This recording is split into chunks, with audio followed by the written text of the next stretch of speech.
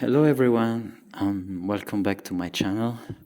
I'm actually recording this video for the third time because I'm having some technical issues, and I thought I recorded like 10 minutes of video before, but I'm recording my voice with my phone using it as a microphone, and I didn't save correctly the previous audio of the video. So I have less energy than before now, but I'm gonna say again the topic of this video, which is it was like a brief summary of my experience in the first year of university. I'm gonna be very quick now and say that it went okay. I took many exams, much more than I did the first time that I've been a student. I have to say how tired I look right now. Look terrible. I tried to sleep better tonight, earlier. It's the end of August right now, and I have still a couple of exams that of classes that I studied this year to finish, but I can make a good summary overall of my first year as a 34 years old student at university. Initially, it was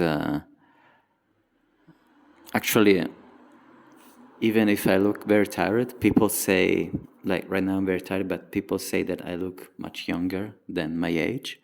So I fit in with the other students in their early 20s, like 19 to 20, 21, most of them. Because I don't look 34, now I'm 35 actually.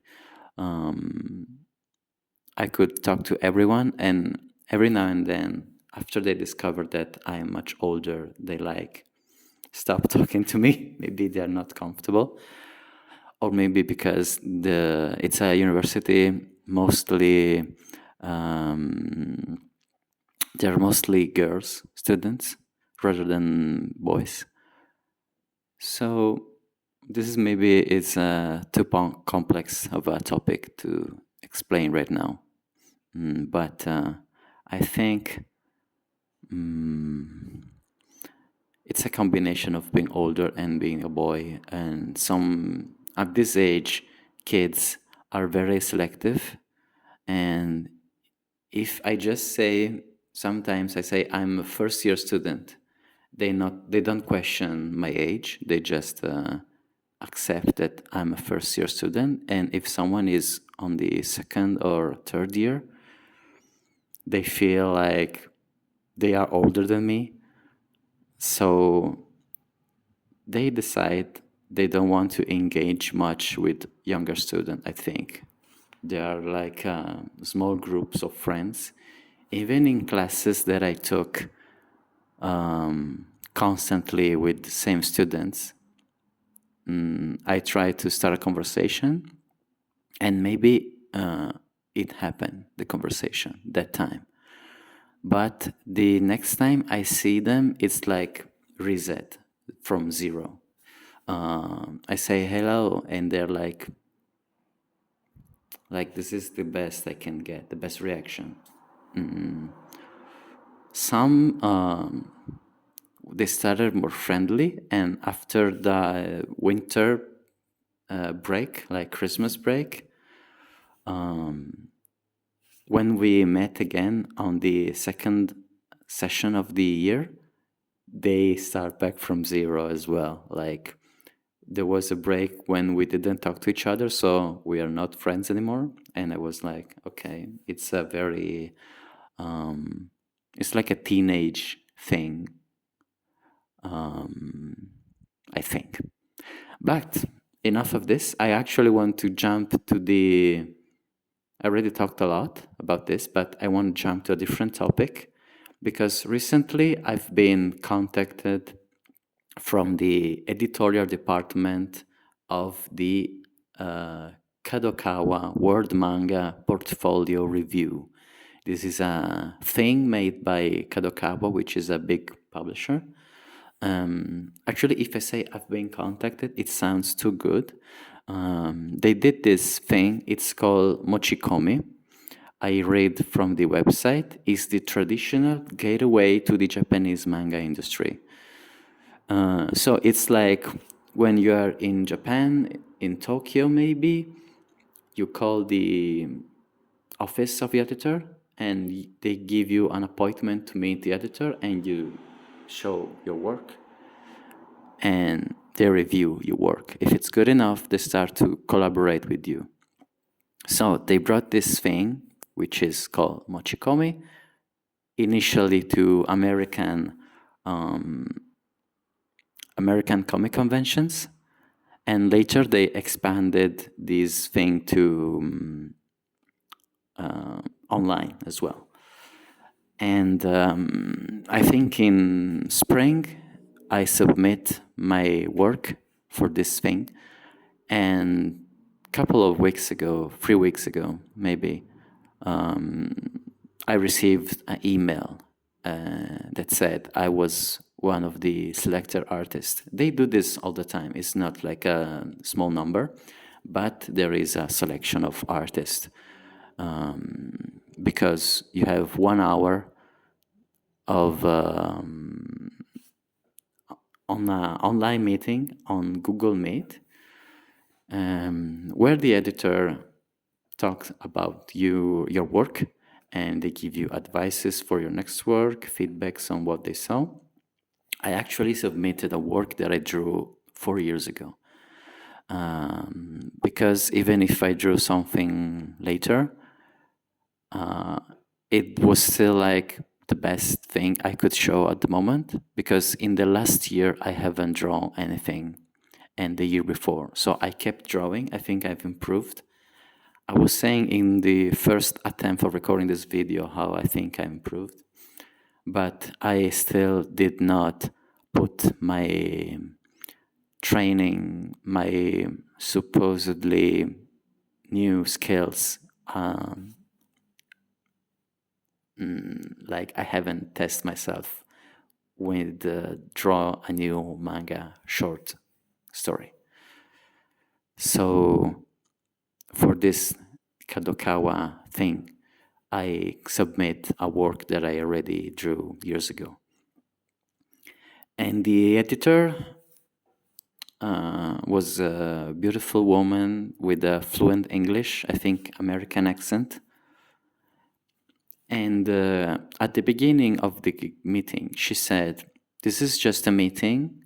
I want to make sure you understand that I will give you feedback and review your work, but take it as what it is," which is different from what is written on the website. I read from the website now of the Kadokawa Kochikomi. What happens when you submit? Every submission is carefully reviewed by our team of Japanese manga editors. Following this review, selected creators will be contacted directly by our team to schedule an online meeting. This session is more than just coaching. It is the start of a creative partnership. You and your editor will work closely together to refine your story, aiming for official publication or serialization. And there's a note, side note, please note that we cannot guarantee contact or the scheduling of an online meeting for all applicants. So you can submit to this, but there is a selection phase. But what the editor told me during the beginning of the meeting is quite the opposite of what the websites say, because she had no plans, even if she praised my work, she had no plans of start a creative partnership with me. And she said, if you draw something new, please submit again on this Kochikomi website, no different, more, how can I say,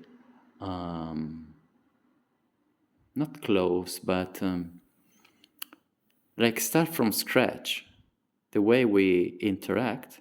And I promise I will notice your work and I will read it. But she did not give me like her email or something. Like she wasn't really looking forward to see my next work, I think. I had to take the meeting from what it was. It's just coaching. So even if initially I had low expectation about this, I was very disappointed later because I was on my own entirely. I have to make something new, of course, something better than I did before. But even if the feedback she gave me were good, it's pretty much the same for me if I had no opportunity on having this meeting. This is what I mean. The feedback that she gave me were good, as I said. She praising is not a feedback. Maybe it is, but she praised my main character. She's a hero girl. She said she's very sexy, and I was happy to hear from a female editor that the character was appealing and sexy. And actually, she said I should have pushed more how sexy she looked. And there's a scene later in my story where her clothes are ripped and her body is exposed more. And she said, I want to see more of that. Like maybe not just simply more of a body, but take the chance of this sexy scene and expand it, make it more impactful. She liked my humor and the type of humor that I used in the story and the ending too. Overall, she said, I understand the basic structure of a Japanese manga, which is important if you aim to work in the Japanese market. And of course, there's much room for improvement, but the very basic structure, how to make stories thought that way, I could understand. And yeah, overall, she was very encouraging. So the fact that she didn't want to directly collaborate with me and be my editor was more disappointing in a way. I also made some question. I was curious about the current state of the Japanese comic market, because in Italy, after the boom of sales during the pandemic of COVID-19, now everything is going down and the Italian editor companies are desperate to find ways to sell comics, which they say are printed in higher paper quality, which brings us, which bring the price even higher.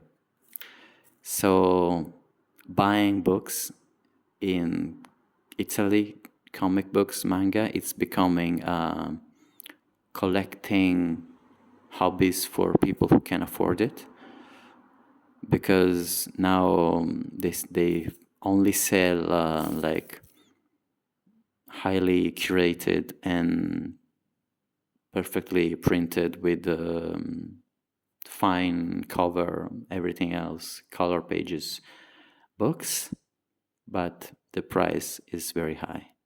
So many things that I find interesting, I think 10 times, if I want to buy them because of the price. And actually, I don't buy many manga anymore for this specific reason. Every manga that I like is like 15 euro. When I was a kid in high school, you could buy a manga of a series like One Piece, Naruto, one book was €3, I think. So there's that. And she said the Japanese market, she focused on a different thing. Like, I was curious about this subject. She said simply that readers need to be constantly entertained, and for a time they proposed the artists and the editors too many isekai. Isekai is when a character is like reborn. His mind is like reincarnated in a different one, in a different body, in a different time. Maybe it's in a different dimension, in a fantasy world. It's very common. And readers got sick of this structure, this way of presenting new work. So they are stopping doing that. Yeah. And what else? Yeah, in 1 hour it flew very nicely, the conversation. I think she also asked me what type of story I want to make, and what are my plans for the future as an artist, what else I do besides drawing comics. And I say sometimes I draw illustration commissioned by people online. And I'm not sure about what type of manga I want to make. I do like losers character. I prefer to draw female characters because I don't like to draw good-looking male characters as main character.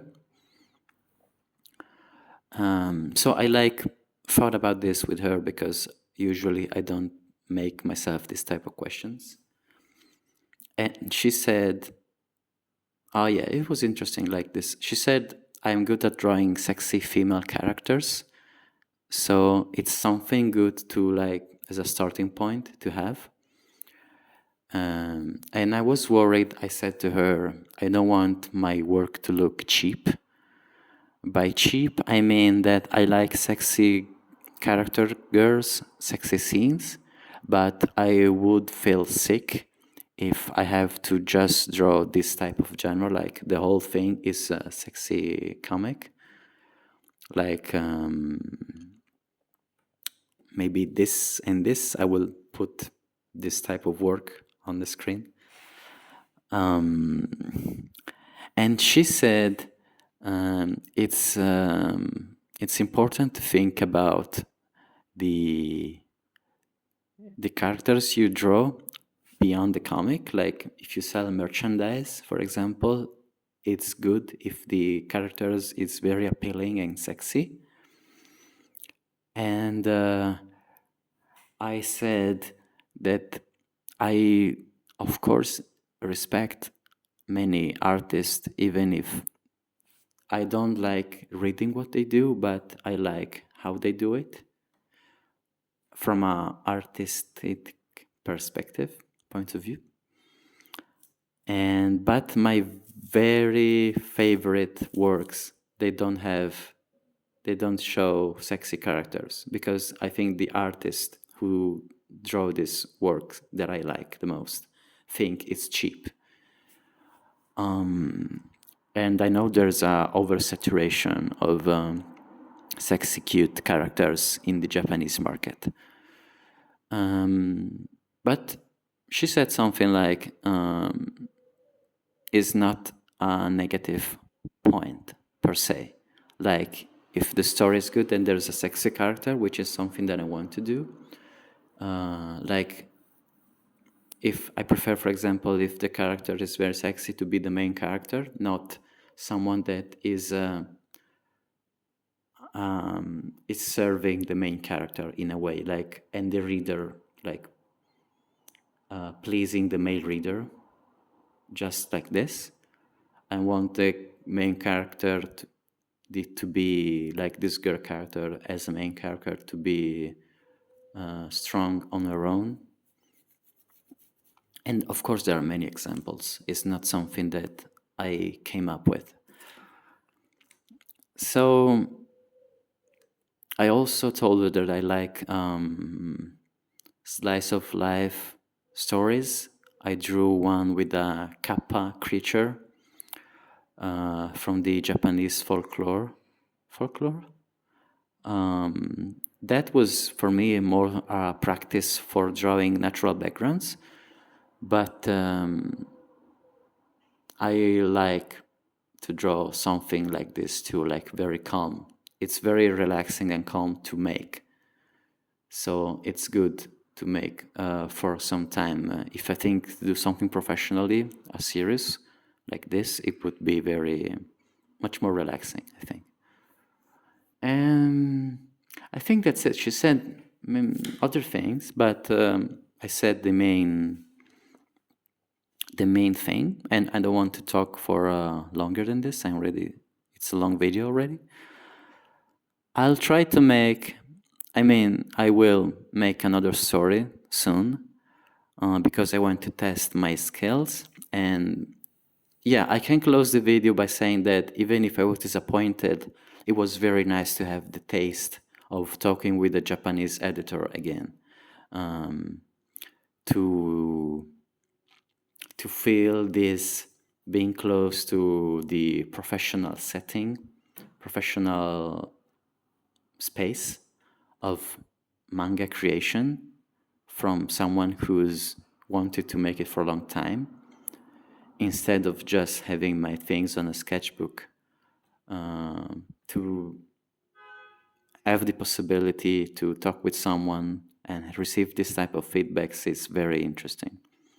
So if you are watching this video and you also want to make your debut as an artist in Japan, I think you can try to submit your work to this Mochikomi by Kadokawa as well. And yeah, I think it's enough. I'll see you in the next video, and hopefully soon I will show my next work. Thank you very much.